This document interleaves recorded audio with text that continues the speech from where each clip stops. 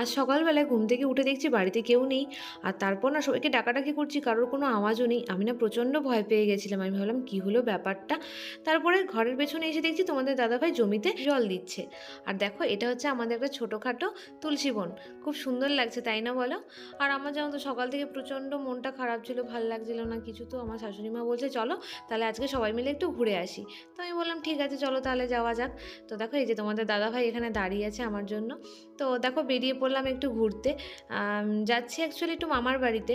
এবার আসার পর না এখনও মামার বাড়িতে যাওয়া হয়নি, তার জন্যই আর কি সেখানেই যাওয়া। আর দেখো দেখতে দেখতে চলে এসেছি মামার বাড়িতে। আর দেখো তোমাদের দাদাভাইকে, সে তো কারোর কথা শুনবে না, সে চলে গেছে এই জঙ্গলের মধ্যে কামরাঙা পাড়তে। আর আমার না কি ভয় লাগছিল, এত জঙ্গল। আর জানো তো গাছের মধ্যে তেমন একটা কামরাঙা ছিলও না, তার মধ্যে একটা খুঁজে খুঁজে পেয়েছে। দারুণ মিষ্টি ছিল কামরাঙাটা, খেতে খুব ভালো লাগছিল। তো তোমাদের কার কার কামরাঙা খেতে ভালো লাগে অবশ্যই কমেন্ট করে জানিও। দেখা হচ্ছে নেক্সট ব্লগে। বাই।